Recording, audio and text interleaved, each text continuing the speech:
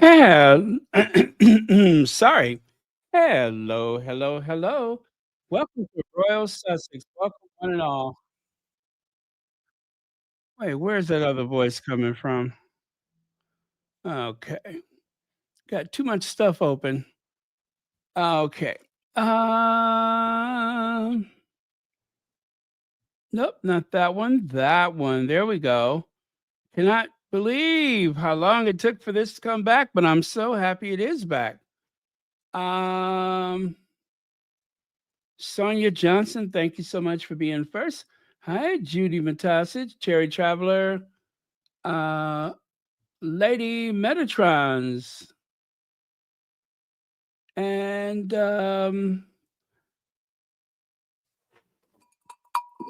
Connie Bomber. Hey, Connie Bomber, thank you so much for joining us. All right, let's get into it, shall we?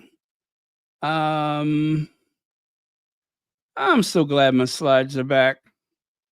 It has been quite a chore doing things differently, but doesn't matter. We're back now, and that's all that matters. Yes. Okay. All right. Got it. Got it. Got it. Joy Moore, thank you for being here. Sharon Skinner, hello to you too. All right. So, William is looking crusty. You know, there's another Sway Sway video, and I wasn't sure I could share it because someone put their watermark on it. But there's a second Sway Sway video, and it's from the Remembrance Day. And he's the only one that's wobbling back and forth like, whoa, whoa, you know, that kind of thing. Like you're just not sure he's going to stand up. I don't know what that's about, but as I've said, I have my theories. Anyway, let's get on with it. Hey, what's up, everybody? Come on in here, Sussex Squad. How was my Tisha Tales? Was that pretty good? Hey, what's up, everybody? Come on in here, you guys. Elaine Parker, thank you so much for the super sticker. And thank you for watching today. Okay. Are we ready for the scandalous? Well, yesterday, Harry was dubbed number, oh, I forget which number he was, but on the 100 most influential climate leaders for 2024. And remember, they say that one of the criteria, how did they say it? How do we choose? How do we choose? Um, Bet you I'm going to tell you. Was this it? Yes. Okay. Let's get to my favorite part of this. Time editors spent months vetting names. Vetting. Time editors spent months editing. Oh, listen to me one more time. Time editors spent months vetting names from across the economy. We value measurable, scalable achievements over commitments and announcements. Well, that eliminates his brother. What was that they taught me yesterday? TOB, the other brother. That eliminates Willie right off the top. Right off the top. Willie is eliminated because they want people that are doers, not talkers. So Willie Leaks could not fit. Back over here. So the reason why I brought that up is because number one, I just love to talk about it. Number two, it did not age very well, did it? You see this? This did not age very well. Prince William enters his statement era. Back on June the 10th, it was a Newsweek article, no doubt leaked from Kensington Palace, briefed from Kensington Palace. Wherever it came from, it just didn't age well, did it? Loving William in his statesman era, fans praise Prince of Wales as he steps up royal duties amid King Charles' cancer treatment. Now, again, this was back in June. Charles announced his cancer on February the 5th. According to one particular American tabloid, Charles is supposed to be down in the storm cellar with Lizzie and Philip and the ashes of Margaret, as well as, anyway, us four. He's supposed to be down there with us four, but he's not. He is quite alive and he seems to be thriving. His fingers are all puffy and everything. He looks healthy to me, right down to that cherry lip gloss he keep putting on his mouth. Well, anyway, how embarrassing that you, the future king, a guaranteed head of state, you don't even have to do anything but show up. A guaranteed position as head of state. Now, one of the strategies of the tabloid media is to make us believe that he has earned this position. He certainly has not. I would even argue that Harry would not have necessarily earned it just by being born. But if you were to weigh the effect that Harry has had in the past few years, you could even go back the past 10 years. Go all the way back to 2012 when he made that solo tour of these United States. Harry has been effective as a global statesman, a diplomat for his nation of birth, whereas William has had one misstep and one failure after the other, a complete and utter failure. And where failure has not entered the conversation, they have been absolutely boring. Boring. Now, Princess Diana was not the most chatty person, and especially in the early years of her time as Princess of Wales. However, there was something magnetic about Diana that people gravitated to her. People loved Diana. There was an excitement, a buzz.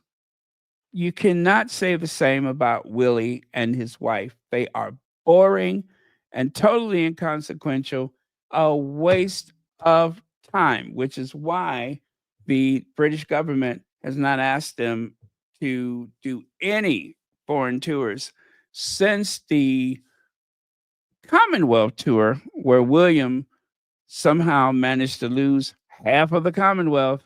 Well, actually, it wasn't a Commonwealth tour. Let me get that right.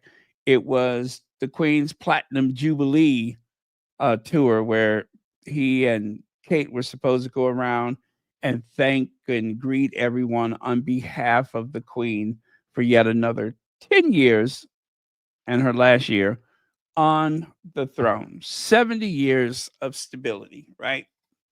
70 years of watching the empire decline into just a handful of nations of mostly brown people. Okay. So, William in his statesman era, fans praise Prince William as he steps up royal duties amid King Charles' cancer treatment. And I would be so embarrassed if I was him to be seen sitting there glancing out of the window of a train doing what they refer to in celibacy as busy work. It's an embarrassment. These headlines have not aged very well. William has not aged very well. I say he has been a failure from the beginning and he continues to let down the side. I that's my words.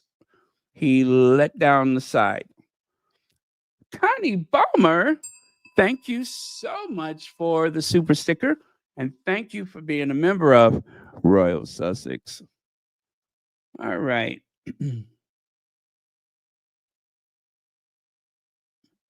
Harry has done some good work.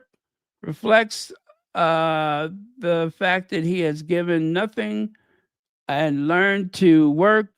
Should have done the same with William. The royal family failed there. Yeah, but you couldn't. You couldn't. William is not one to listen to people. He won't be handled.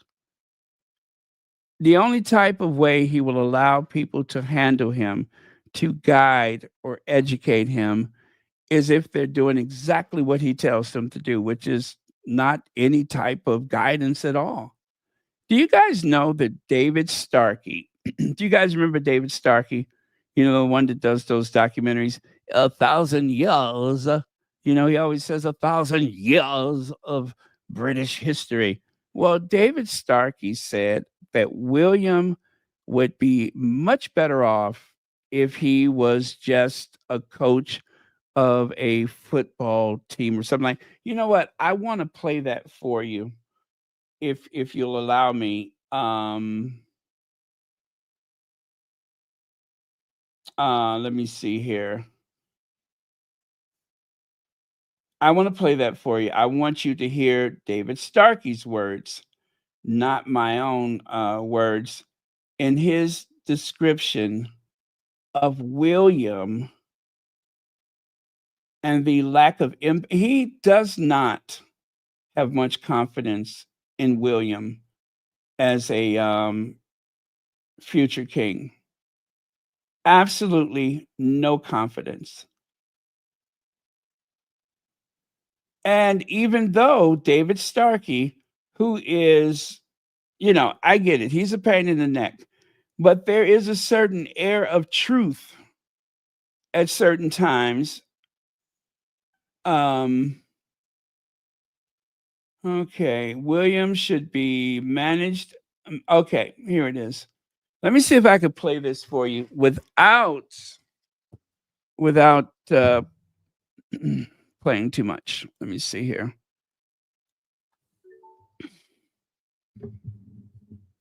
Okay. Are you guys ready? Here goes. It's having a genuine identity crisis. I mean, let's face William. I mean, William's natural role in life is to be the manager of a second division football club. That really is all he's capable of. Now, normally this wouldn't matter because there would be a machinery around him that shepherded him in the right direction. There isn't. Okay. As David Starkey said, normally there would be a machinery around him that would guide him in the right direction. Thumbs up, please. Make sure you guys are hitting that like button.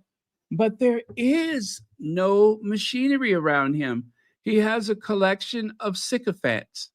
And of course, it's quite a few of them that are just these young, bearded upstarts that are there to help him project power by displaying a very devious and malicious, vindictive nature to the world, going after Harry and Meghan. William used one of his courtiers, his press secretary or communication secretary, Jason Knopf, obviously was released from any non-disclosure that may have been signed, or I assume it was part of, his process of being hired to go after Meghan by volunteering information, handing it over to the Daily Mail, right? And even proclaiming that he co-authored the letter that Meghan wrote her father, so that way she could not exercise her copyright claim that was used to sue the Daily Mail. In other words, William seemed to give him the okay, or even told him, go and help Harry and Meghan's enemies by turning this case upside down And that's exactly what Jason did. Now, chances are William was not bright enough to do that himself or to come to that conclusion. I'm going to assume and allege that Jason, being the snake that he is, made that decision for him and decided for him that this is the best way that you can destroy your brother. So while they're saying all this stuff about William will never forgive Harry, I tell you what, whatever expletives come to mind first, just say it to yourself, say it in your head if you're around people, and we'll leave it at that. We'll leave it at that. But I can think of a few of them, a few F bombs here and there to describe how I feel about the idea that William is angry at Harry and will never forgive him. Harry needs to apologize and atone, like Haley will. Anyway, thank you, Cherry Traveler. Big Mama's in the house. Thank you so much, Big Mama, for being here. Marjorie Austin, thank you for being here. So, as I was saying, this has not aged very well. Harry has had this stellar life after leaving that institution. He was supposed to fail. Meghan was supposed to fail, or he was supposed to leave Meghan and the children and come running back to the only life he's ever known, which happens to be the life that he never liked, but the only life that he's ever known. And that is part of the royal family. Well, anyway, William is a failure. William is not doing well. He will never succeed. He will be king. He will be tolerated. He will amass an even bigger fortune than his father. But by no measure will anybody refer to him as being successful. I say that he is what he appears to be right now, and that's a failure. As long as he's chasing after his brother, trying to ride his brother's coattail, as long as he's trying to out Hollywood his brother, Harry decides that, okay, I'm going to get into production. I am going to be a producer. And what is William doing? Producing films about a life, about a duty that he's not particularly good at. Now, the films are great, you guys. They're great. They got the right kind of music, the slow motion, the black and white footage, the sepia tone footage, all of that kind of stuff. You put it together and it looks amazing. It lacks substance. It's nothing to impress most people, but it makes him feel like he's outdoing his brother. It is so contrived. Anyway, I got so much to cover. Let me continue. I'm talking too much. All right. Let me see. Where are we? Oh, okay. Now, I've told you all from time to time that one of my favorite things is to see who is behind these articles. Cameron Roy. To me, he sounds Scottish. I think he lives in Scotland. He's even given an interview to France 24 News after the Queen's death, right? And so this twit, this babyface assassin, it has written a couple of pretty scandalous articles, very shady articles about the Duchess of Sussex, someone that he probably never met, someone he surely does not know, and someone which he seems to have adapted this disposition of contempt as a means of maintaining his employment with the Daily Mail. I mean, look at there. Trainee reporter, Mail Online. Previously a reporter for Press Journal and the Evening Express. Oh God, is that the Daily Express? Is it the same? Uh, Views my own. Oh God, that's not looking good for you. I'd hate to believe that that's your own views, but I doubt it. I doubt it. He's one of those people that feel empowered by this um, very nationalistic movement that's sweeping the Western cultures, Western civilization. He feel empowered by it. The Boris Johnson, Trump-like people can take this nerd who otherwise would have been given a wedgie in school, who would have been pushed into his locker or perhaps have had his lunch money stolen from him, or, basically someone who looks bullied. I'm not saying he is, I'm just alleging that he has probably been bullied his whole life. He found a way to act out the same way all of the tabloid reporters do, by going after people that they never met, they don't know, for something that in all likelihood they didn't do. That's why I'm calling him the babyface assassin. He has become the judge, jury, and the executioner, if possible, using his writing skills, which I insist are quite limited, but that's just my opinion. There we go. That's the one who penned the article about Harry and Meghan somehow impairing the judgment of Archbishop Welby. And before that, look at this. After almost 10 months on the news desk, I have now rotated to the Royals desk at Mail Online to work with the great, whoever that person is, Sakati Claire, and whoever the other person is. It was good to see one of my first stories go up over the weekend. And this article was about the Duchess of Sussex and her experience at the US Embassy in Buenos Aires. Meghan, who graduated with a degree in foreign relations and theater, who is, let's say,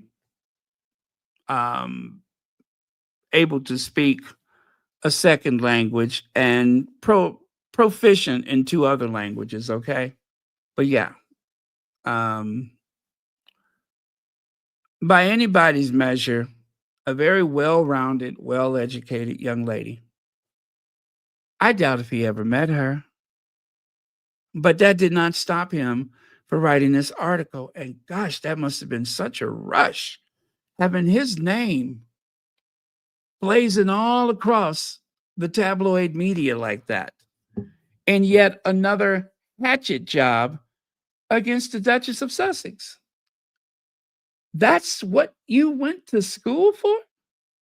That is the reason why you decided to get an education, is so that you could target the first confirmed non-white or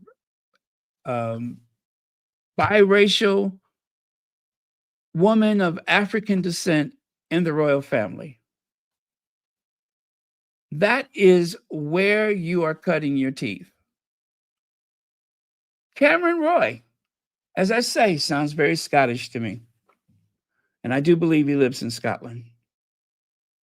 And then let's go over to the other article that has seemed to put him on the map.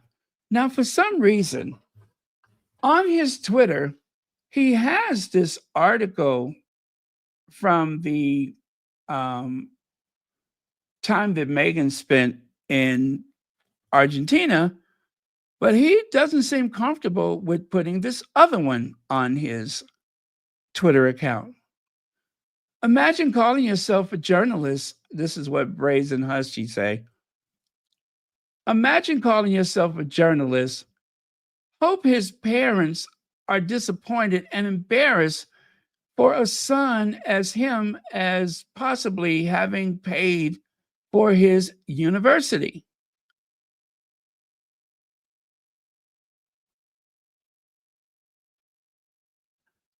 I just,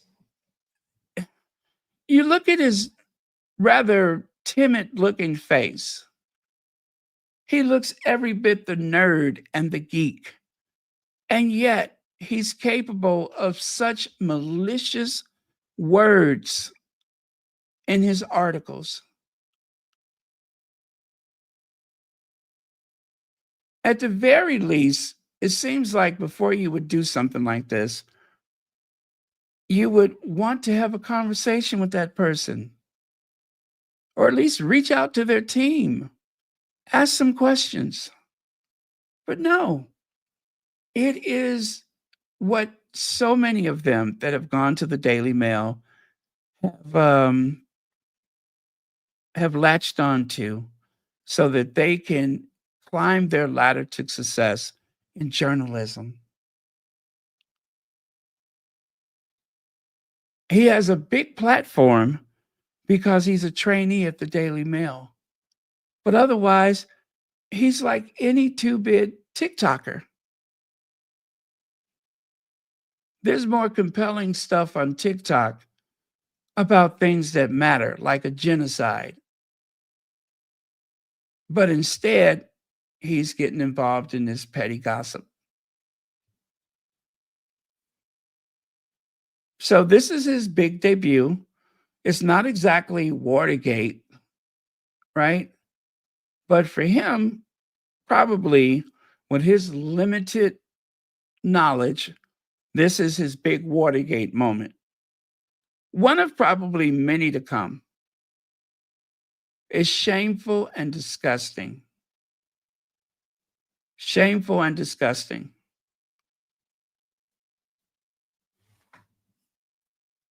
That is the face of a tabloid journalist. I don't know how old he is. He could be 40, he could be 20. I have no idea how old he is. Something tells me he's going to be going to Turkey soon, chasing after his hairline, or maybe he'll just give up. I don't know. But that is the face of a tabloid journalist, a trainee, as he said, a trainee. So, yesterday and the day before, I believe, we discussed this article. And these are some of the reactions. I won't go through them all again. I'll let you guys take a look at them. But let's just go with the first one. That's quite an angle. The fact he failed to deal with the abuser is obviously Meghan's fault. James O'Brien, holy moly, should have known it was all her fault. This is his big splash. This is what he was hired for. The Daily Mail, the Sun, and all the rest of the papers, they rotate these young people in and out. Hoghead Pierce Morgan, the youngest Fleet Street editor. Imagine the stuff that he was involved with. Imagine the type of personality one must have to do this kind of journalism. It is a nasty business.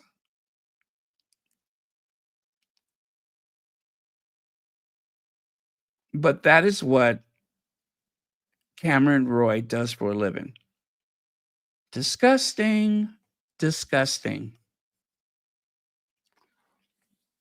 Daily Mail says blame for Justin Welby scandal rests with Harry and Meghan. The London Economic tweeted, "You literally can't make this up." I mean, there has been a lot of reaction going on for the past couple days. People that are just staring at that in disbelief.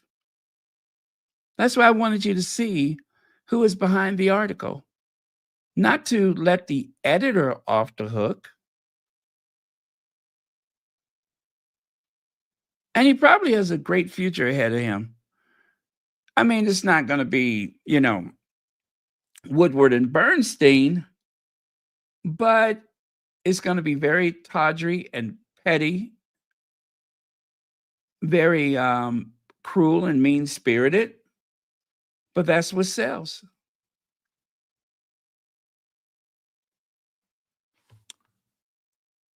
UK head of Church of England to step down over handling of abuse scandal. So, as you know, yesterday, Graham Smith chimed in on it. I shared this yesterday. But there seems to be a pattern with the king at the time, Prince Charles, who has certain connections to people that cannot seem to stay out of trouble. Do you guys realize that even an aide to Charles, a very plump, well-fed, Folsom and Mason bag of money person, was accused of assaulting someone on staff at the palace? And the person he assaulted was not a woman. It wasn't necessarily someone who he should have easily, especially given the size of this monster, someone he could have easily have taken advantage of. But it was one of the footmen, I believe, who went to the authorities, made a complaint. Now, this person is not alive anymore. Don't know what happened to him. But I tell you this much, whatever his complaint was, nothing, and I do mean nothing, was ever done about it. Nothing. And that was someone who worked for Charles.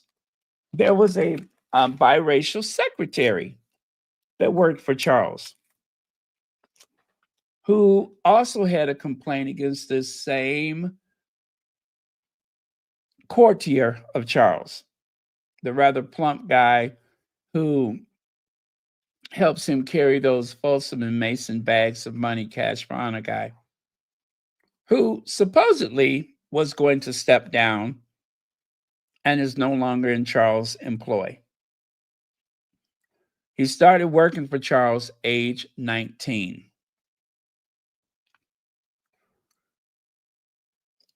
That person will never go hungry.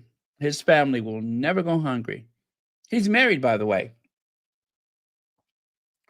And yet, someone accused him, that he hasn't been convicted of anything, accused him of an assault. Those are the people that surround the king.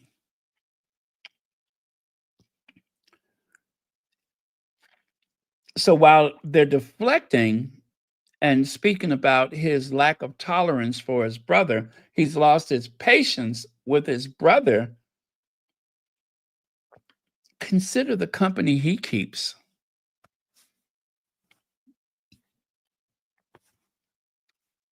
Like Savile. Think of the company he keeps.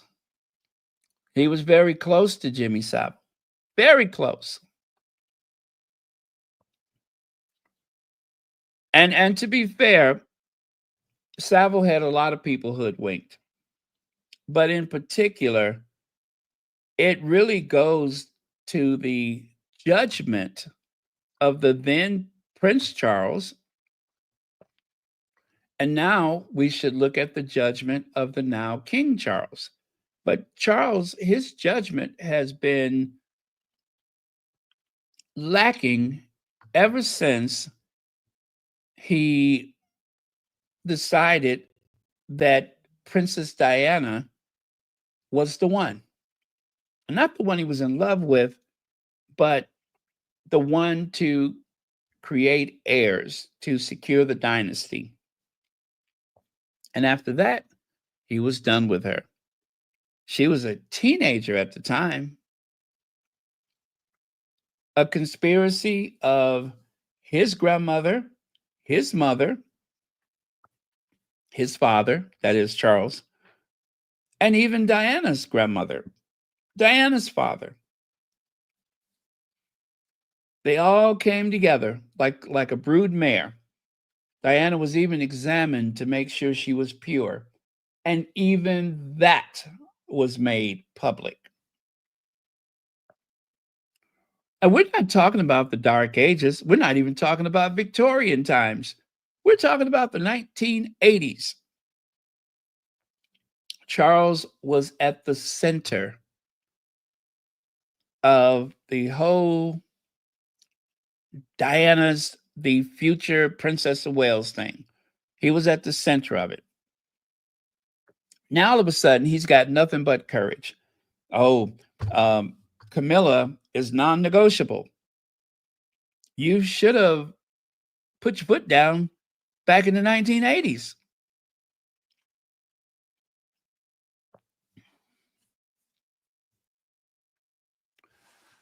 Brexit Buster says, okay. Brexit Buster says, is that Christ on stake? Anyway, the Church of England and its hierarchy has much to answer for, but trying to make the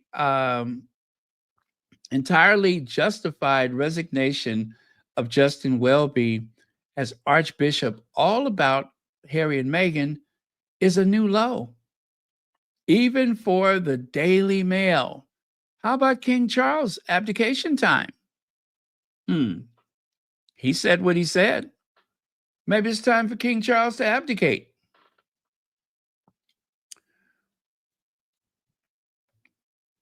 They should entertain that. They really should.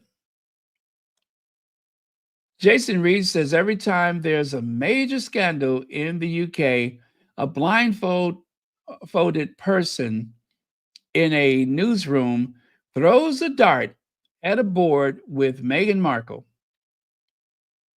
Prince Harry, and Jeremy Corbyn written all over it.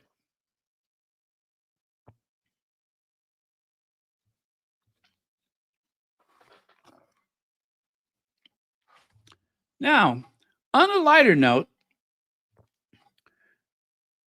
Her Majesty the Queen consort, behind closed doors reaches 1.2 million, which is well below the usual viewing habits for that time slot for that network. However, they tried it anyway. They are still trying to build up her public image. I don't think there's enough people that care. And when I picture Camilla behind closed doors, I'm just going to be honest. This is what I picture. I picture somebody sitting around in their girdle and bra with half bottles of liquor or whiskey or whatever about the place, an open jewelry box brought down from the royal vault, jewelry that you might identify with Queen Elizabeth. That's what I picture. I just picture her sitting around in her bra and panties, sipping whiskey and probably smoking cigarettes. Even though they say she doesn't smoke anymore, I'm just going to allege this is what I envision. This is what my mind's eye see. This is the very regal, elegant queen consort. Not exactly the person that they're trying to portray, but this is the real Camilla. And by the way, she's at her house. She's at what's the name of that place she lives? Mill Creek. She doesn't even live with Charles. All of that fuss, and she doesn't even live with Charles.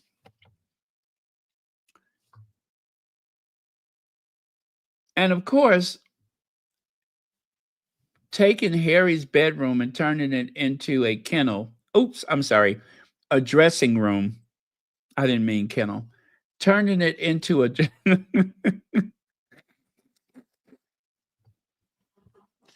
turning it into a kennel. I meant dressing room. Turning it into her dressing room, where she is groomed by a team of groomers. Was just being vindictive. She don't even live there. So there you have it. Now, how about this? Muriel shared this with me. The royal family has been branded out of touch after Balmoral Castle launched an online shop selling upmarket products, including a tartan throw that will set you back almost £1,000. And then get that over there on the left side there. A Balmoral hunting tartan scrunchie for £25. A Balmoral hunting tartan scrunchie for £25. During these economic times, that is an absolute insult. I think it is really, really rubbing it in the face of people who can barely afford to heat their homes. Speaking of which, pensioner delighted at receiving £45 million winter fuel payment. See how excited he is? That is a pensioner that is receiving £45 million for the winter. Whereas others, like this one here on the right, I can't afford curtains to block out the draft. The pensioners worst hit by the winter fuel payment cut. Are they really going to do that? Are they really going to cut the payments for winter fuel? It is so undignified for, in some cases, the greatest generation, even though at this point, so many of those that helped during World War II are pretty much gone. But there's still quite a few around. But for the greatest generation to have to suffer this indignity is just really sad. And as I said yesterday, Queen tried to use state poverty fund to heat Buckingham Palace. The Queen asked ministers for a poverty handout to help heat her places, but was rebuffed because they feared it would be a public relations disaster. Documents disclosed under the Freedom of Information Act revealed. They shouldn't have even brought it up, but they did. They just assumed nobody was looking. Now,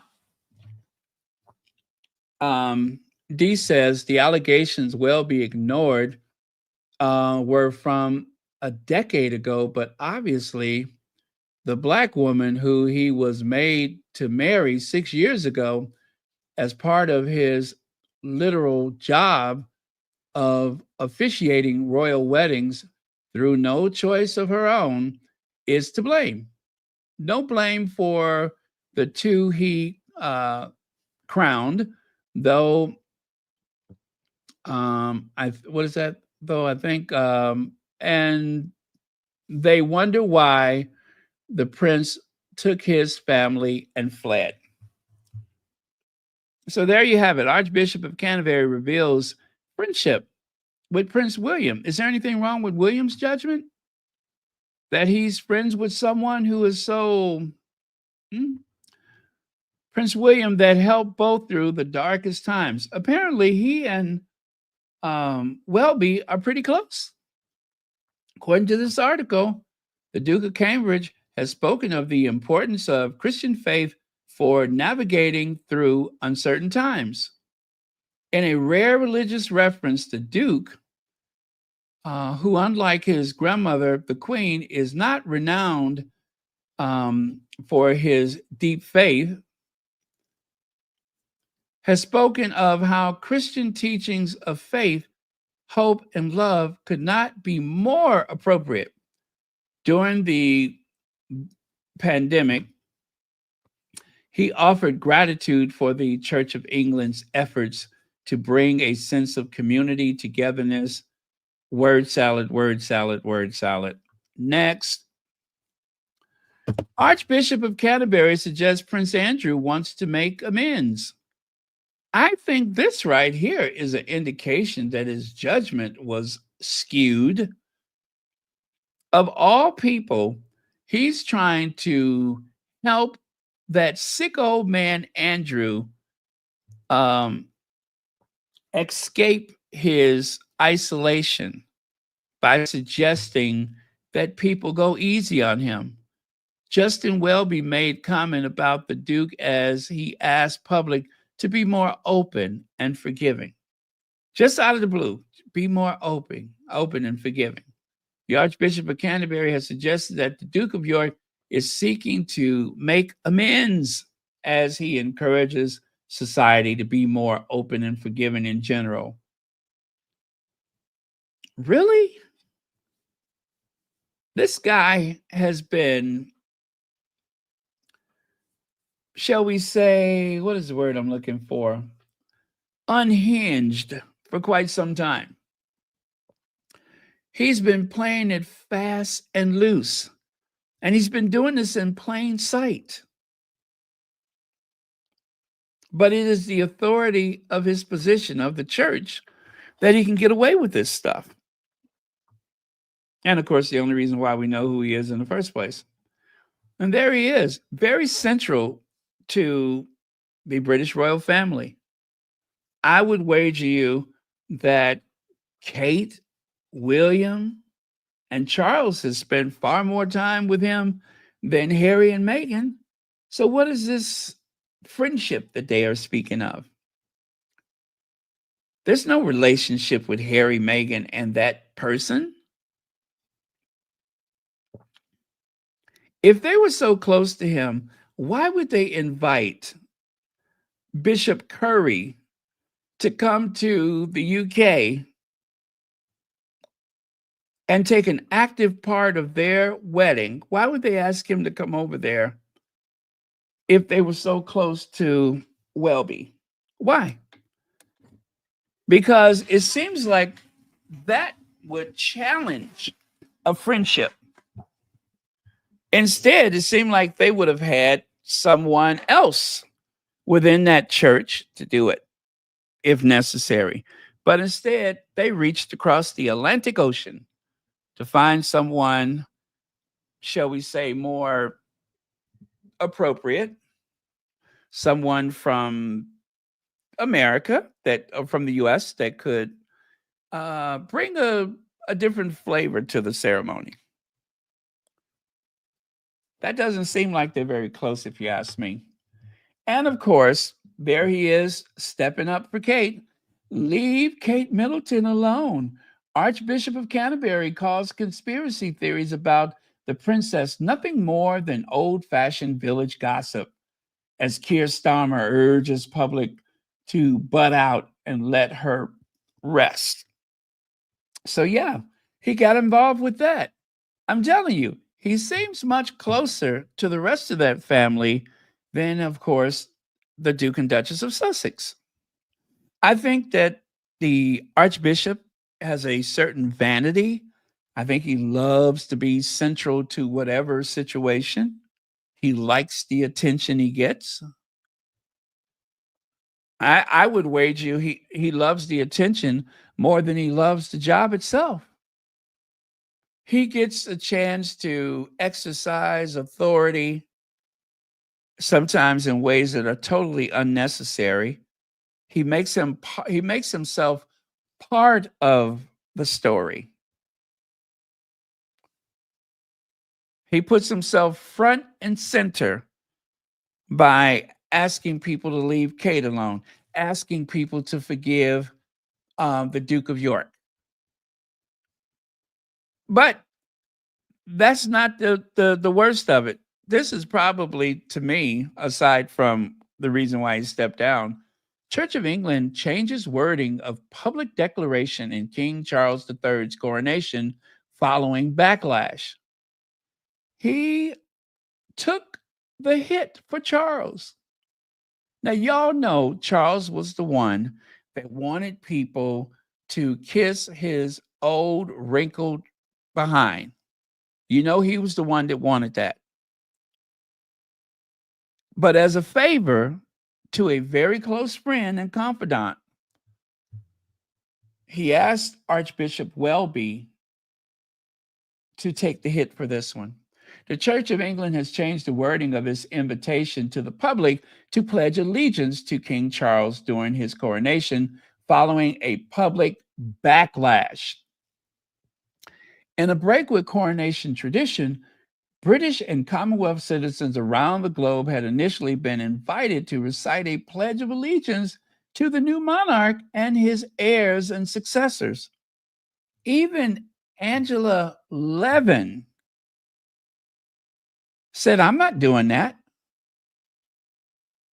Even that monster said, I'm not doing that. I don't know. Even Angela Levin said, I'm not doing it. That's how big the backlash was.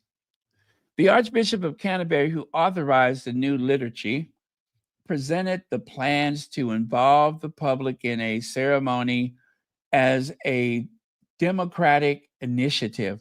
But following public criticism, the Archbishop will now give people the option of just saying, God save King Charles, rather than making a full pledge of allegiance.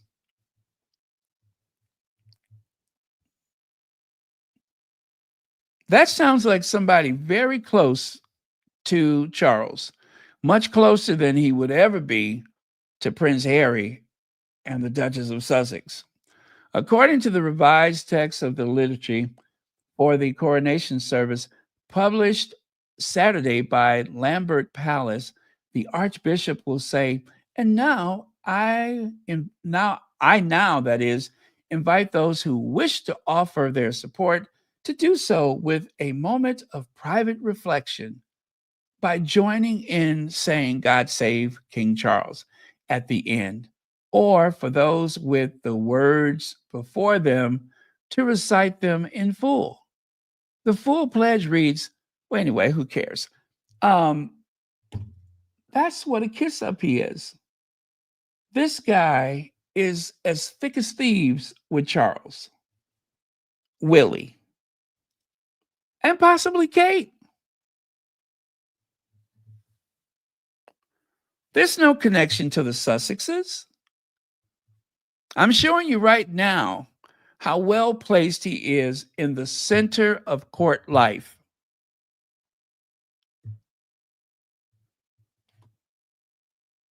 I don't know that there was any type of connection like that before Harry got married. Obviously, there was business to conduct, a wedding, a christening service. Whatever the case may be, there was business to conduct as a royal with the Church of England. It's not like they've gone bowling together. I'd rather spoon my own eyes out than pledge allegiance to Jimmy Savile's best mate.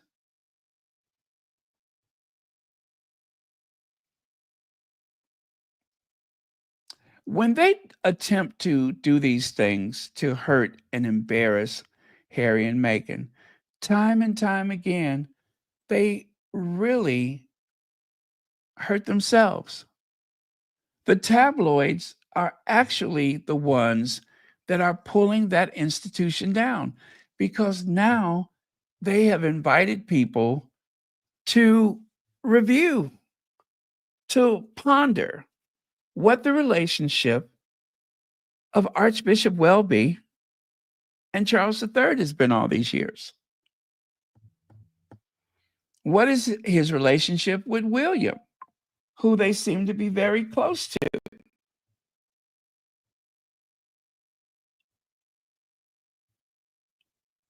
They are inviting scrutiny. Otherwise, most people wouldn't even pay attention. But that is a monster of their own making. And they keep doing it. They keep shooting themselves in the foot or shooting the royal family in the foot.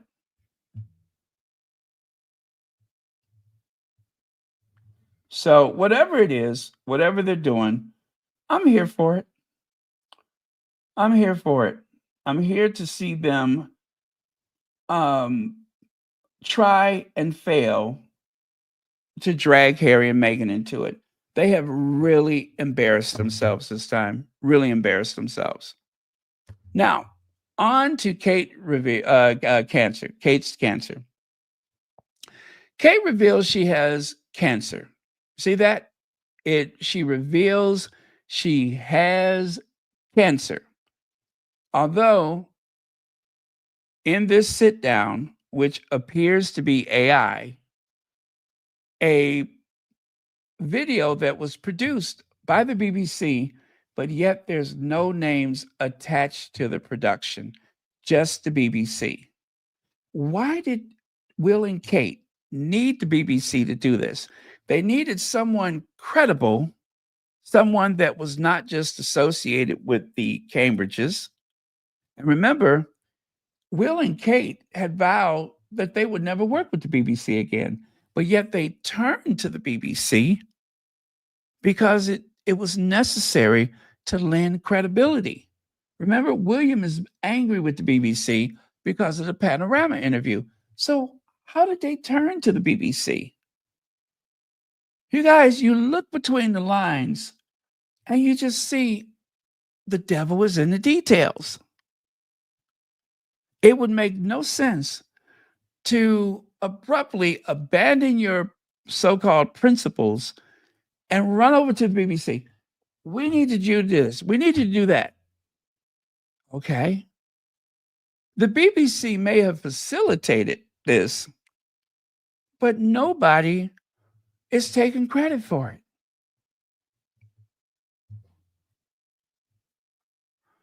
Clearly, she says, I have cancer. And of course, they created this ethereal image of a woman alone, even though she says William's by her side, a woman alone with her back against the wall, facing the world. And of course, this light that's flowing through whose ever hair that is creates this effect that to me looks like an old Renaissance Jesus painting. It screams Renaissance Jesus. You have the triangular shape, right? You have the whole angelic light beaming through her hair. All of these things are designed to invoke a certain, spiritual, a spiritual awakening. So she's on her throne, looking down on us mere mortals to tell us that she has been battling a demonic force, cancer.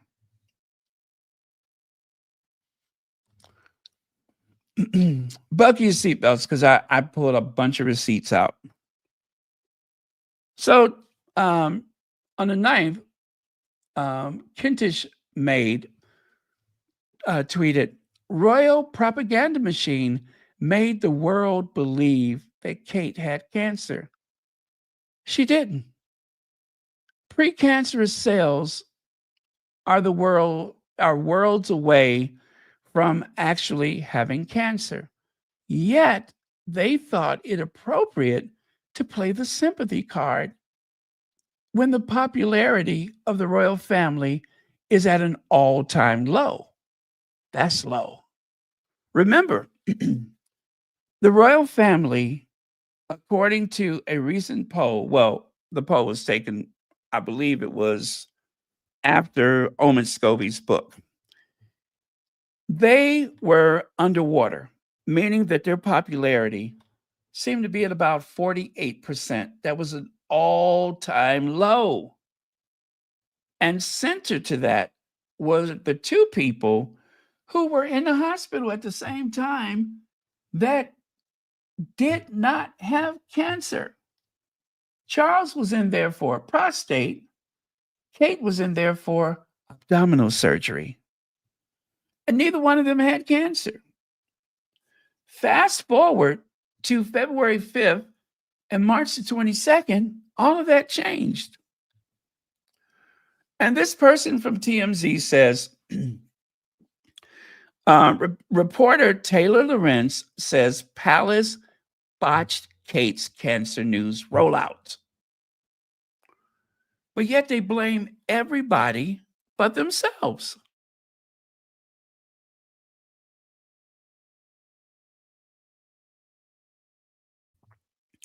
They are responsible for everything, every criticism, every doubt. That is their doing. They are responsible for that.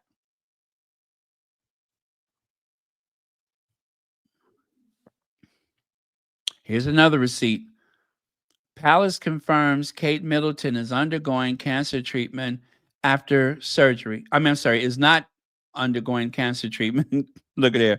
After surgery.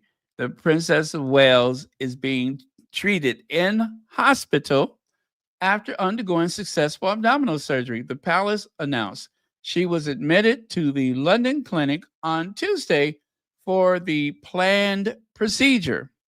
It was not an emergency, they say. It was planned.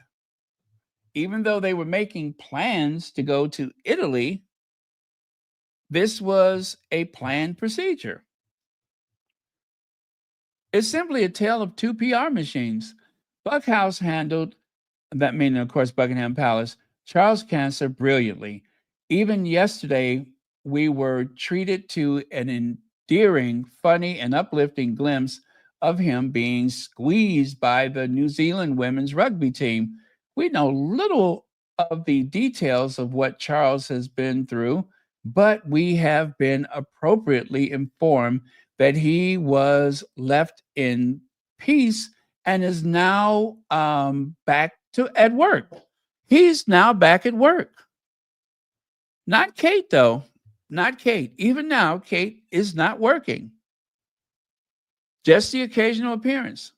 At that exact same time, the Kensington Palace went on radio silence about Kate's recovery from abdominal surgery, other than to say it's not cancer. They allowed a badly photoshopped Mother's Day photo to be released and a weird, blurry video of Kate and William at a farmer's market to prove she was still alive. Why did they go through all that? Then they had her sit up and do an announcement to say cancer was present. When the press released the photo, when a press release photo would have sufficed. Then the public got the blame for the gross intrusion for being nosy. They have now approved an over-the-top TikTok video to go to the press, like James, to again blame the people for Kate being forced to release it.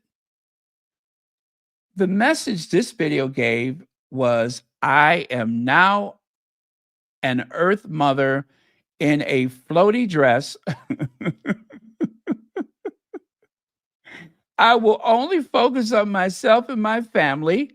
I won't be back at work anytime soon. PR disaster from start to finish. PR disaster from start to finish.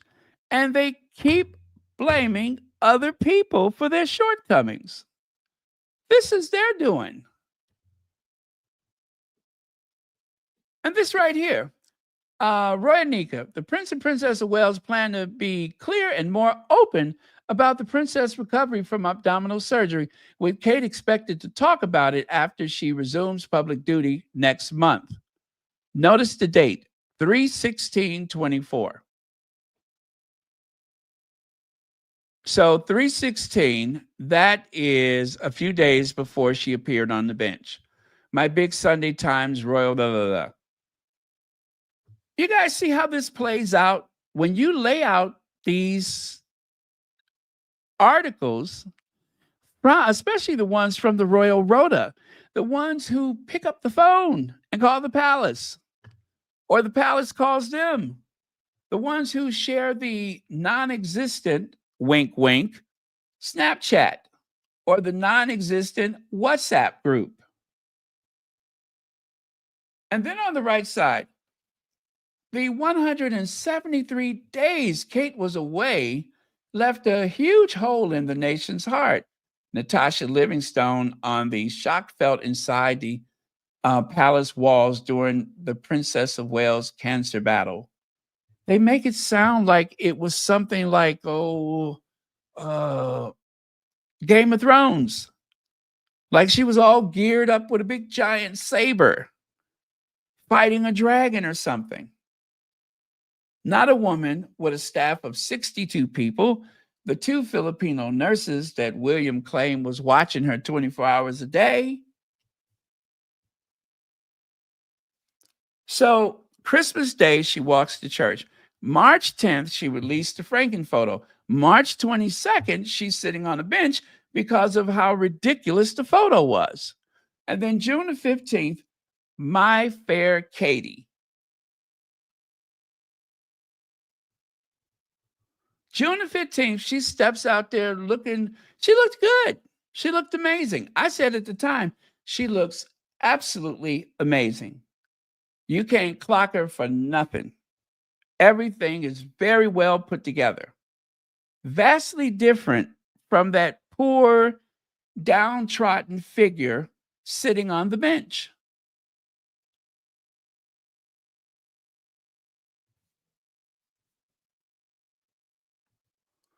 Kate Middleton's surgery. Kensington Palace confirms princess does not have cancer. That was the 17th of January, 2024. Kate, the Princess of Wales, is being treated at the London clinic for a planned abdominal surgery. She does not have cancer. This was planned.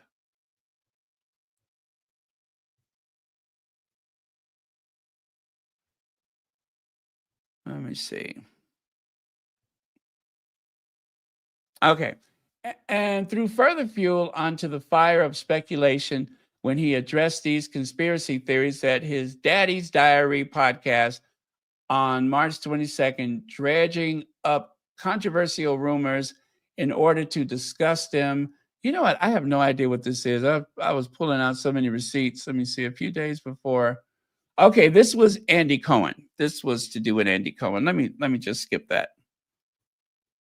Because it's not in particular order.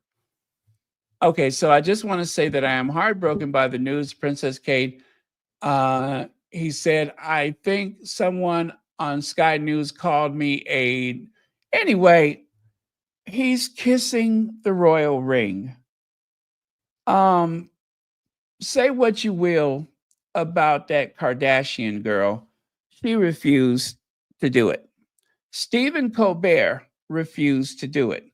The reason why people were laughing at the royals was because of this very crappy, very sloppy, ridiculous cat and mouse game that they started playing on January the 17th.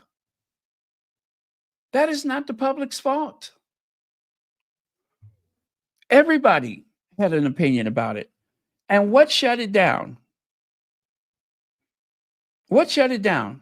Kate appearing on that bench, I have cancer. Then she, of course, her words is they found cancer was present. And that shut it down. I have to say, if there was nothing else they got right, that they got right because it bought them a lot of time until now.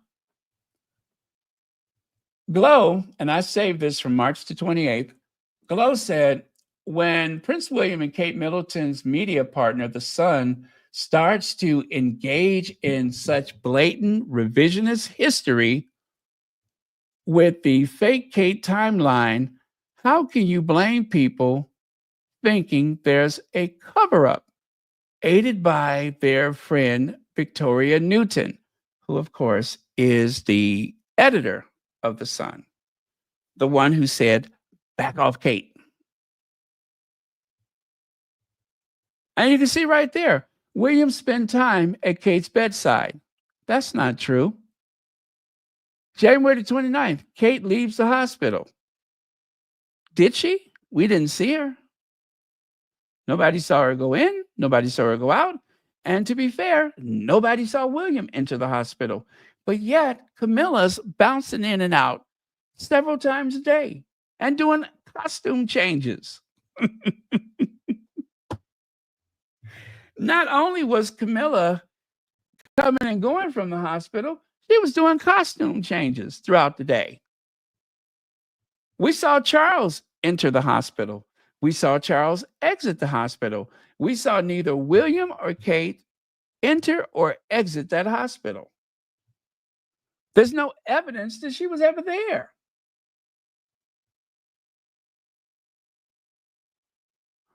And then look at the March the 17th. Onlookers see Kate watching her youngsters playing sports, but there was not one single camera present. Not one person snapped a picture. They could have even had one of the Rhoda team there and just snapped a picture of her from the back. They didn't even do that. That's because she likely was not there. They were leaking these things. Like, of course, Rebecca English, the gatekeeper.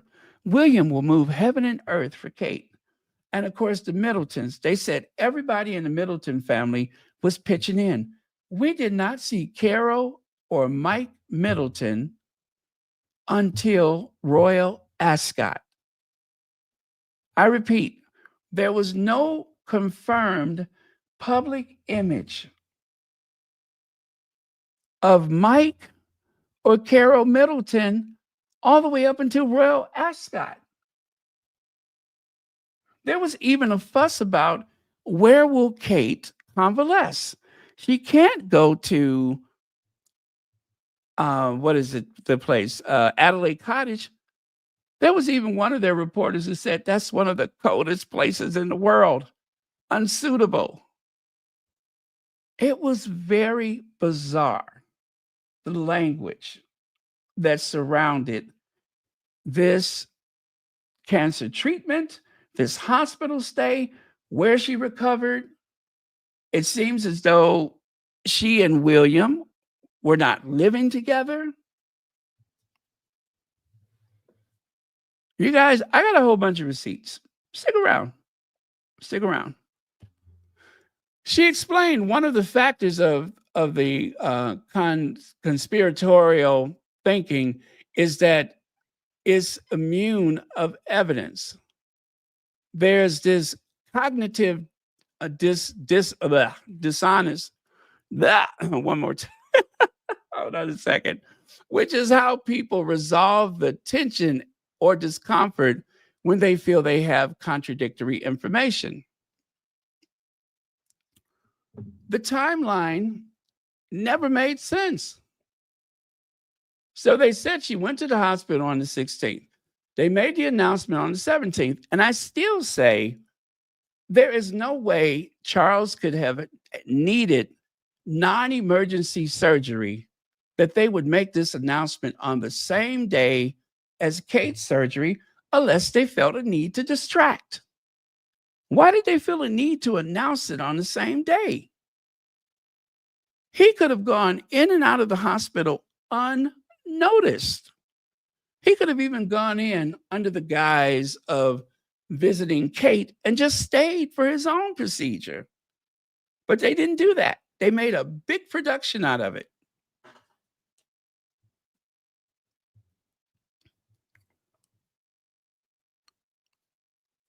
None of that made sense. So we had all these theories about Princess Catherine, and now we have information about what was really going on. The most committed will discount the evidence and say it's still not true. That the video of Kate needs to be AI generated. Psychotherapist Tasha Bailey argues that many conspiracies are a way of dealing with the uncertainty of not knowing the truth. She said, motivated by our intrigue and need to know, we lean into playing detective by blah, blah, blah. Oh, I'm sorry. I've been going forward and I didn't. I'm on another screen, you guys. I was on another screen. Anyway, let's get to this part.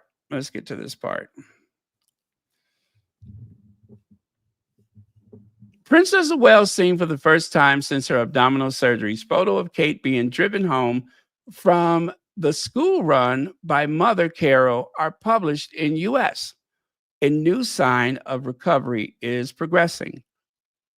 That's, of course, puffy face Kate, right? And, of course, her mother in a car that seems to have 5 wheels. William to take another week off royal duties. I don't know why William needed to take time off. Queen Elizabeth worked while Philip was in the hospital. Queen Elizabeth went right back to work a week after Philip's funeral. But yet, the very powerful, strong, stoic, fearless future leader, William, even dropped out of his godfather's memorial service for mysterious reasons. He did not go to the funeral in, I believe it was Athens. Then a year later, they have a memorial service. He drops out of that. And don't forget, they said it had nothing to do with Kate. Nothing to do with Kate. It was for personal reasons. And then the next time we saw him, he looked like he was all bruised and battered.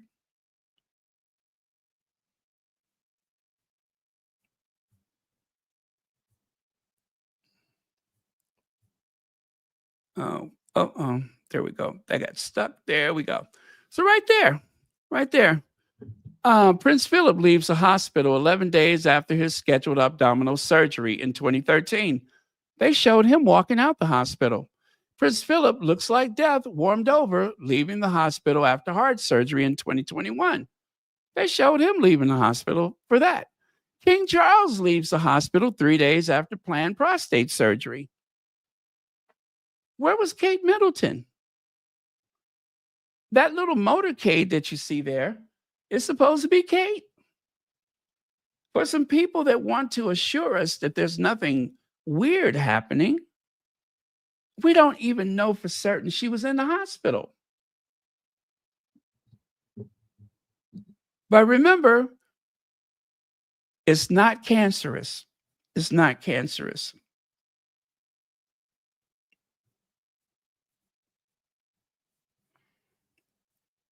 I love receipts.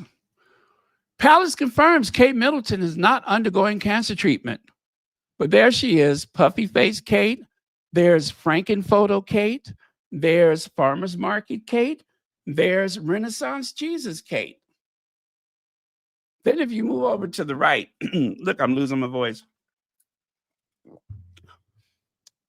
When the option is between transparency and manipulation, option 1, Charles leaves London clinic 3 days after prostate surgery, 29 January 2024.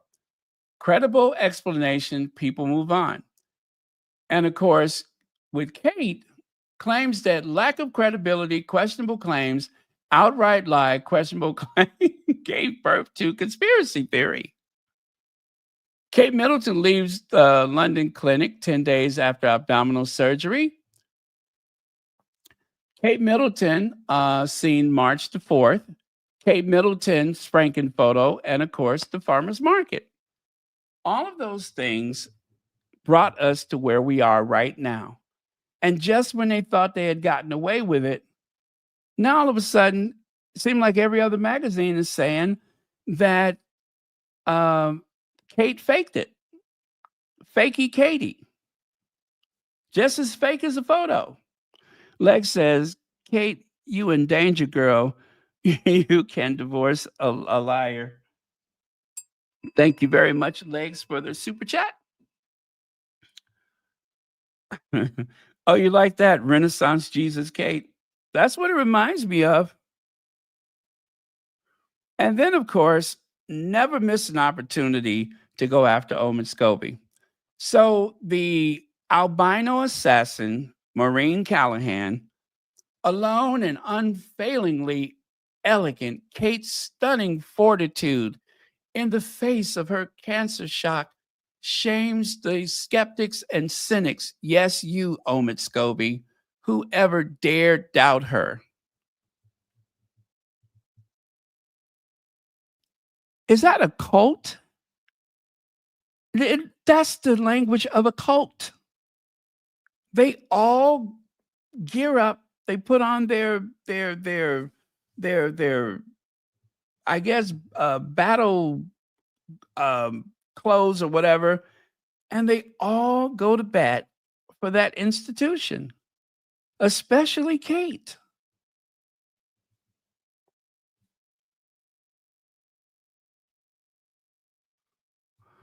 This whole thing will be the scandal of the century when the truth comes out. Hear, hear. Hear, hear.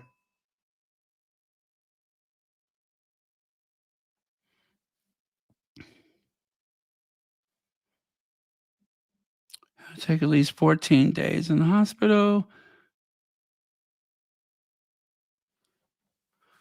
Do I recall that? I guess it depends on which version of their story that's, I don't know. Okay, now I just want to show these. Again, I'm not here to talk about her appearance, but that was Kate at the Remembrance Day 2023.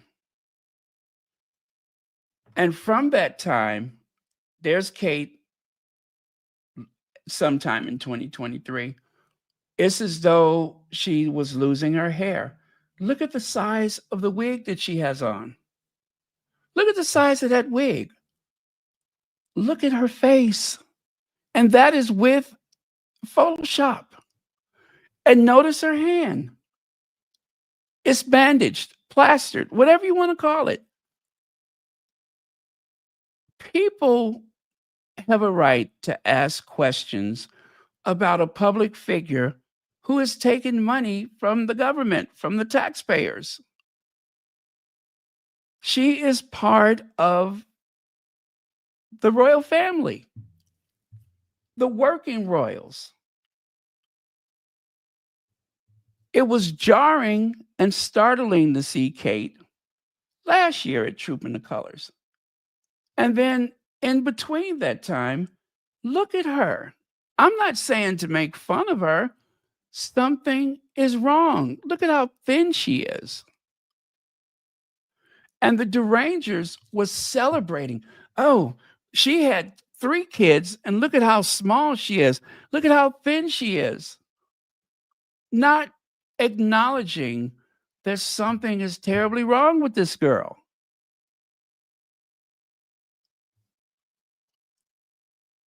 That's what the problem is.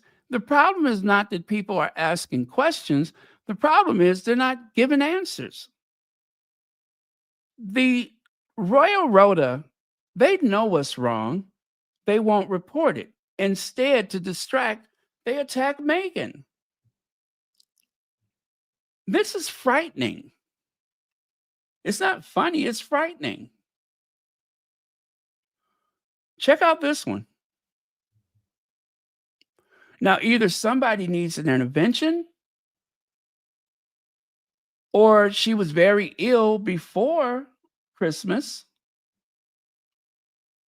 Where's Kate Middleton? All of the latest drama. That was Harper's Bazaar. The Princess of Wales' sudden absence from public life is at the center of a media storm. That was June the 5th. Instead of asking, how dare you ask questions, they need to come up with a plausible, reasonable explanation. Otherwise, people are justified to ask whatever questions they like. They don't hesitate to try to figure out why Meghan wears red. The way they dissect and picked Meghan apart for wearing that red dress. Oh, she's hungry for attention. She crashed the party. She's delusional. She wasn't invited.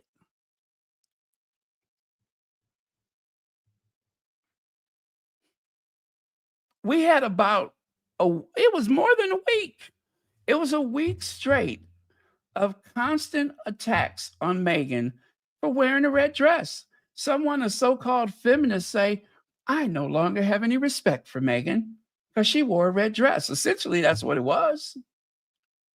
When you have this horror show playing out in front of the British public, in front of the world, why don't they ask about that? Deflect from the Dispatches documentary. Here. Thank you so much, Lakes, for the super chat. And then this, take a look at this. Part of the cat and mouse game, I just want to remind you, part of the cat and mouse game, it was the tabloids that made a big deal. Now, remember, the tabloids say that they don't share paparazzi photos of the working royals, right? Yet, Kate leaving Windsor Castle, this orchestrated photo where whoever that is just happens to turn their head when they approach the person somewhere along the route from Windsor Castle. Kate's brave face. What face? Where's her face? Kate's brave face? Are you just effing with us? What face? You don't even see her face. Where's her face? This was the big photo that went around the world. And they had the nerves to say, Kate's brave face. Right on the heels of the Franken photo. That's why I say they started this. This is a direct response to this cat and mouse game. You see certain ones over there still have not figured out what F around and find out means when they lie to the public. Here, and thank you for 24 months membership. And here's to 24 more. You guys, every so often, I just have to look through these and just see where we are compared to what they were trying to say, what they were trying to pull. Even the Rolling Stone, monarchy is dead, long live the memes, with Kensington Palace royally screwing it up. We celebrate one good thing to come out of the Kate Middleton mystery absence. And there were a ton of them. And who is that? Who is that walking out of the farmer's market? Now, I want you to know something. That photo on the left side, they made this big announcement about Kate seen at some event with the children. But what they did not say is that that was an old photo. The one on the left. You see there? Kate Middleton breaks cover, smiling. Princess of Wales is pictured with Prince William during visit to farm shop, an image that will silence the conspiracy. telling you, stop thinking about it. They're telling you, stop thinking about it. That's why they say that we'll silence. They're telling you that's a subliminal message. Stop talking about it. Here's your proof. Here's your evidence. Stop. And it only made things worse because out of all the people at the farmer's market, just like the other event, there just doesn't seem to be one single person with a cell phone, with a mobile phone, with a camera at the ready. Not one person. Just like the person who snapped this picture, they only took one photo where she just happened to turn her head. This was a disaster. See there? Those photos with that blue blouse, that is the one that they were using the day before the farmer's market photos or video. They had that on the front page as though it was new. And of course, it only took 2 minutes to figure out these are old photos. But they were trying to plant this idea that this was something new. Kate Middleton's surprise farm shop trip suggests panic at the palace, with aides having no clear strategy on how to update the nation on her recovery. What is the big effing deal? All they had to do was have her wave from a window, wave from a vehicle. That's it. And their ducking and weaving will fuel yet more conspiracy theories, warn expert. Even the tabloids are saying at this point, enough is enough. And just so that we're all clear about something, the farmers market video, this is the best of my knowledge how that came about. The Sun, and remember, they do not share paparazzi images of the working royals, right?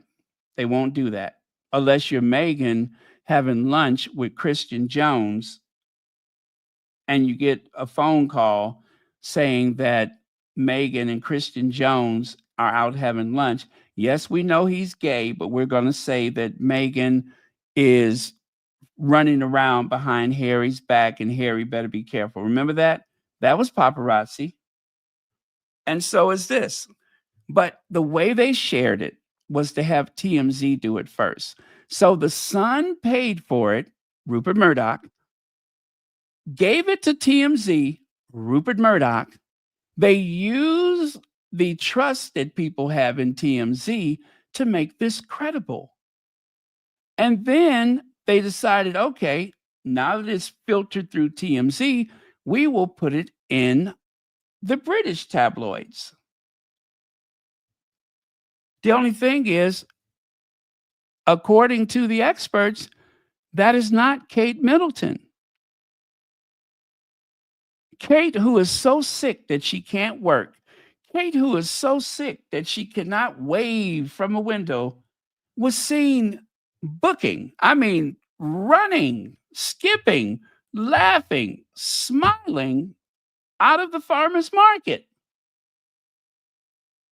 Everything about that video, zippity-doo-dah, zippity-yay, my, oh my, what a wonderful, she's feeling good. If you're feeling that good, go to work. Go to work.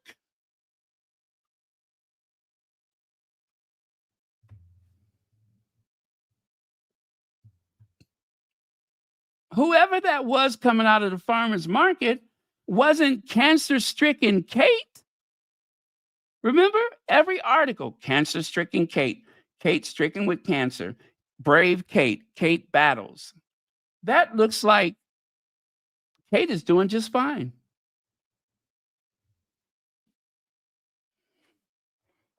On my best day, I don't move that fast.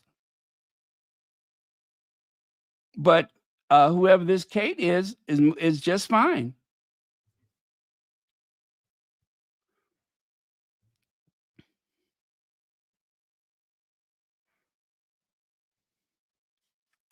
Another Kate Middleton sighting, unedited pics or it didn't happen. Let me see, what's the date of that one? And that is from the Los Angeles Times. Catherine, Princess of Wales, is said to be out and about again. All of these sightings. And there, finally, the Sun put it on their cover. See there? Royal World exclusive first pictures.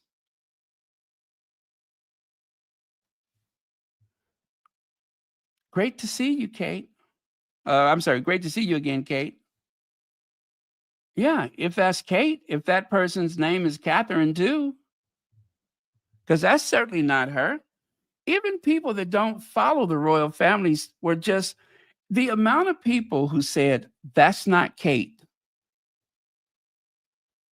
That's what was breathtaking to me, is the amount of people that said, that's not Kate. And I'm a little suspect about not William.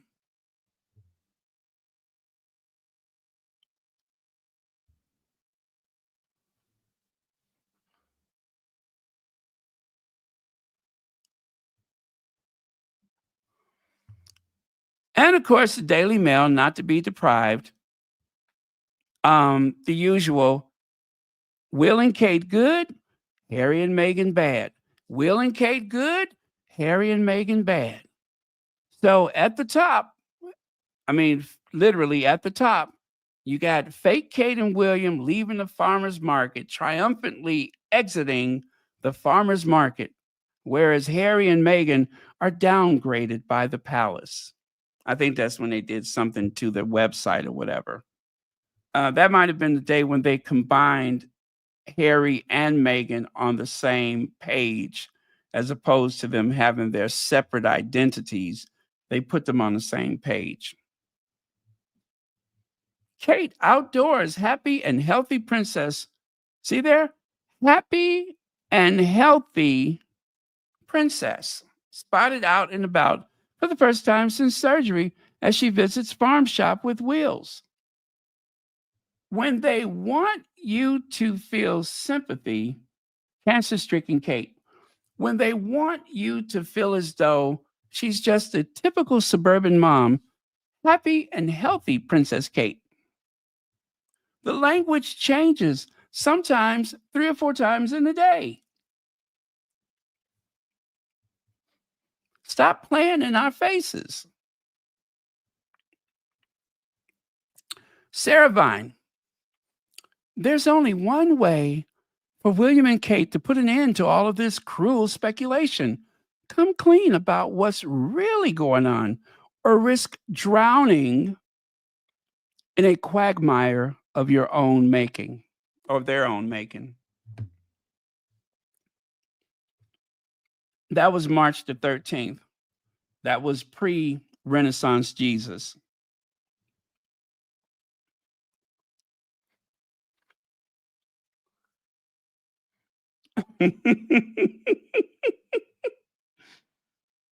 Hi, Lady T. Thank you so much for being here. I am doing my impersonation of F. Lee Bailey. I'm like some country solicitor. I'm walking back and forth, prancing back and forth, running my thumbs up and down my suspenders as I build my case.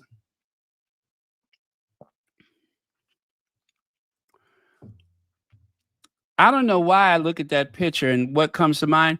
Hallelujah, hallelujah, hallelujah, hallelujah, hallelujah.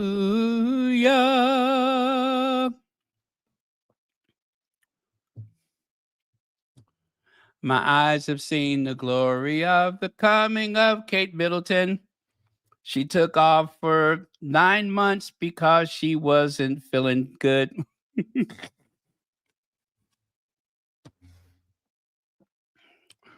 But don't worry, it's not cancer. In the cancer story, this is from Zandy Sussex. In the cancer story, they saw an opportunity to rehabilitate her image as Saint Kate. By the way, I think I was the one that added the wings and did I do that?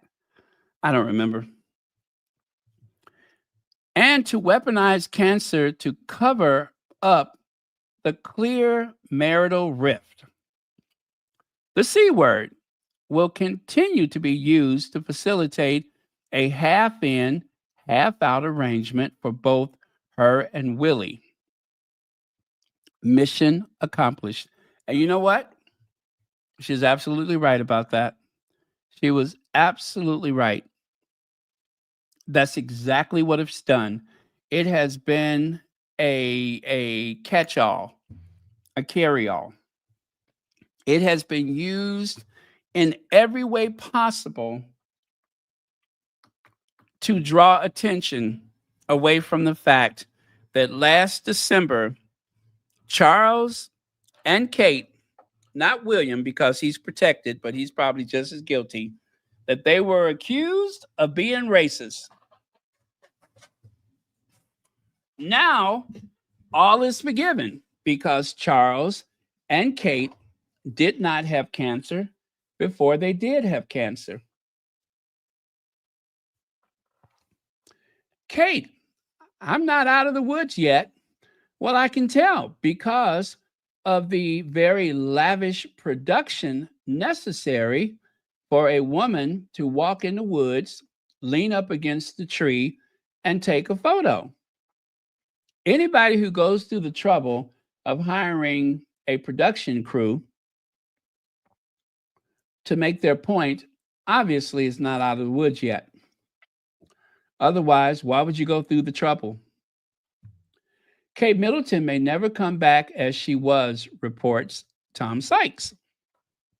June the 5th, after the Renaissance Jesus video, we were informed that she may never come back, meaning don't expect me at Trooping the Colors. But somehow,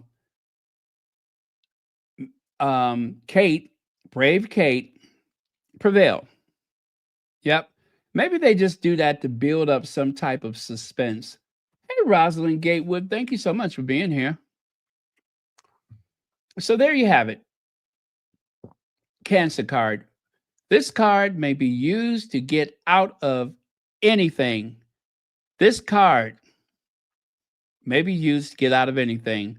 This card may be kept forever. That is the culmination of months of playing in our face. The Cancer card. So anyway, thank you to all of the people that shared all of the information that I was able to make available. Some of it I sourced myself, but a great deal of it came from people like Zandy Sussex, Muriel, Sussex Soldier, and so many other people. So you can't fight this battle by yourself. The battle to cut through all of that misinformation to somehow get to the truth wherever you find it. So that's it for now. I may come back later. I'm not sure. But until then, I'm going to just share this with you. While I was going through my receipts, this headline,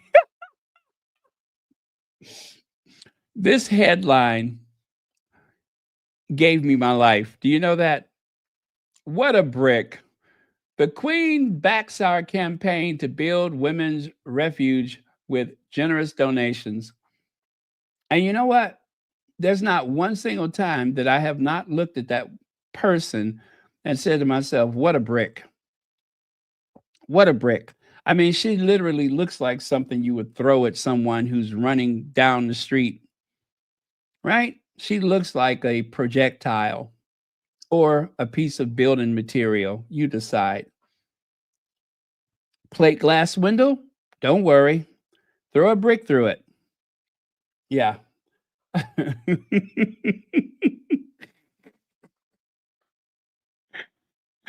Oh, I tell you, I couldn't have made that up myself. What a brick. I love it. Let me see.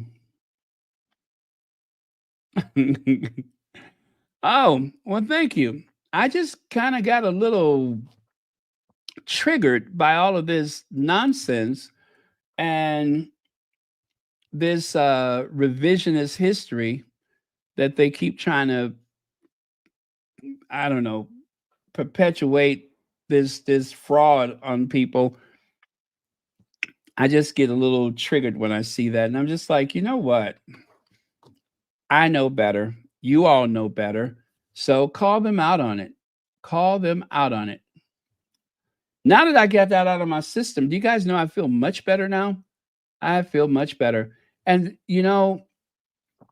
the only reason why this happened, the only reason why all of these videos are happening is because of this. Because that little pipsqueak, that little babyface assassin, Cameron Roy, decided it was a good idea to write an article saying that the problem with the Archbishop is Harry and Meghan. Harry and Meghan somehow caused him to impair his judgment in some kind of way. If it wasn't for that, I wouldn't have had to pull my receipts out. But like I said, when they do these things, it backfires. It actually makes things worse for the rest of the family. Charles and William, Kate and Godzilla, them in particular, it does not serve them. And one of these days, they're going to learn their lesson to stop trying to pull Harry and Meghan into stuff that is not their problem, not their concern. It has nothing to do with them. That's how Prince of Pegging started to, and of course, the Rose thing. That's how those things blew out of proportion. It's because they kept trying to make Harry and Meghan central to the story that has nothing to do with them. If you leave them out of it, then you won't have the Sussex squad pulling out receipts. Just leave Harry and Meghan alone. That's it. But we can't sit idly by and just take it. And I'm going to tell you, my biggest goal is that I can share some information that will make a good talking point in some other forum. Just as when other people share, eventually I'm going to use that information to help make my case. So most of the things I said, you guys bared witness to it real time. But sometimes we need a reminder, and also sometimes we need to help inform people who have a voice, who have a platform that may not have all the information. Now you do. So use it. Give them hell. That's what I say. Anyway, love you guys. Thank you so much for being here. Thank you, moderators, for keeping this a safe space. Do enjoy the rest of your day or morning or evening, whichever it may be. And again, I may come back later just for, I don't know, maybe an hour. We'll see if something comes up. I really haven't looked at much of the other news today because I knew that I was going to have to unpack a few of my receipts. And you guys, that's not even half of what I have. Do you understand me? That's not even half. That's just what was convenient. But there's so much more. So we'll keep an eye on them and we will speak truth to power without fear or favor. Yeah, fair and balanced. All of that other stuff that they say.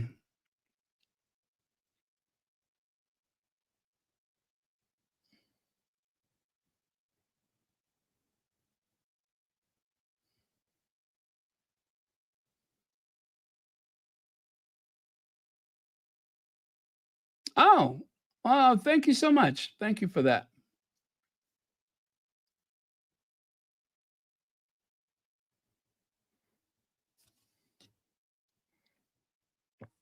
All right. Okay. I'll see you guys. And we're out. We are out.